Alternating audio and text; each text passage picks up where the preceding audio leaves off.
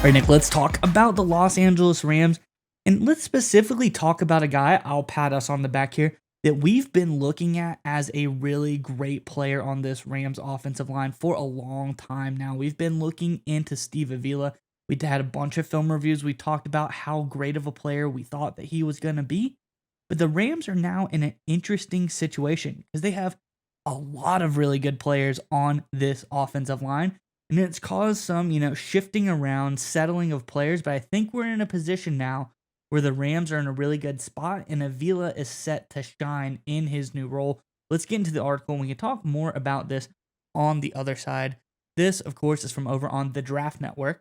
It says unexpected offseason developments have now led to Avila taking over the center position. Last year's starter Coleman Shelton decided to avoid the final year of his contract. Right guard Kevin Dotson was re-signed to a lucrative multi-year contract earlier this summer. And now left guard will be Jonah Jackson, a player the Rams did not expect to reach free agency. The former Detroit Lion inked a 3-year, $51 million deal with the Rams. With Dotson and Jackson possessing multiple years of experience at guard, the natural solution was for the youngest interior blocker, Avila, to make the positional switch. Avila should make a swift transition. He played more than 1,000 snaps at center for the Horned Frogs and has the athleticism necessary to develop into a high level one at the pros rank quickly. Avila was arguably the best rookie offensive lineman in the league throughout 2023. The trio of Avila, Jackson, and Dotson could form an elite interior this coming season. A Pro Bowl type season is well within the realm of possibility for the Rams' workhorse blocker. Nick, I think this is great news for the Rams. I really don't see this going badly whatsoever because, like I said, this is probably as good as it gets when it comes to the three guys in the middle of your offensive line. I'm curious what your thoughts on this one are, but before we get to you, Rams fans, in the comment section below, we're talking about, really solid offensive line units, really great core. There's good tackles on this team as well. Can you remember a better offensive line in Rams history? Or what is your favorite offensive line group in Los Angeles Rams history? Let us know in the comment section below. And while you're down there, check out our recommended book for this summer. We have a great one down there, Playmakers by Mike Florio. It's a game that really gets into the ins and outs of the league as a whole. It's pretty interesting. I would give it a look. So check that out in the description of the video below. But Nick, what are your thoughts on Avila's new move?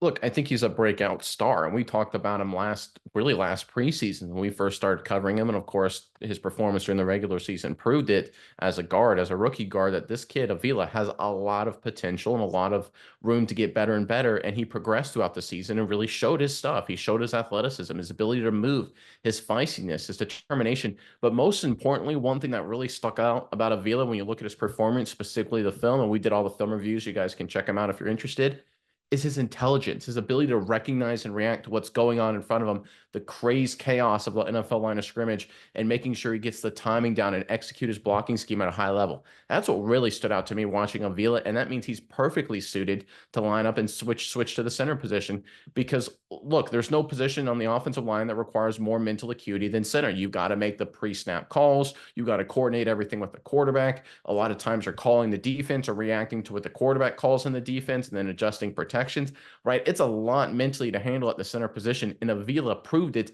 last season that he can handle it, along, of course, with his experience in the college ranks. But here's the part that's really interesting to me. I love the fact that Avila is making this transition despite being the youngest guy, right? Dotson's a veteran, Jackson's a veteran. A lot of times what normally happens is the veteran is the guy who shifts because he's been around the block more, right? He's more experienced, all that kind of stuff.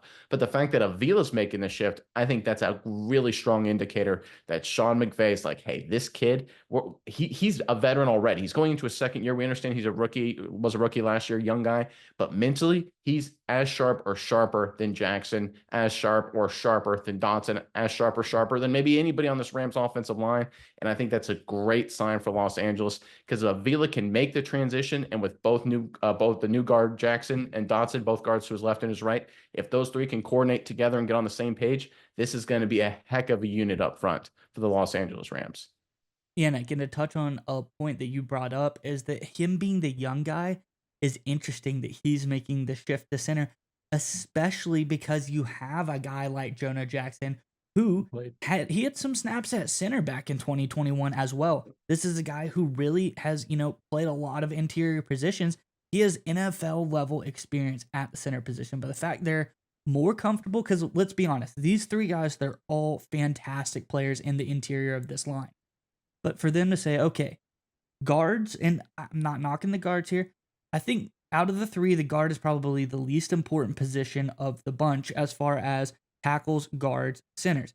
I think the tackles get a lot of notoriety, they get paid the most. I think the center, like you said, they're the brain trust of the offensive line. They have to make all the calls, they have to, be in tune with what the quarterback's doing.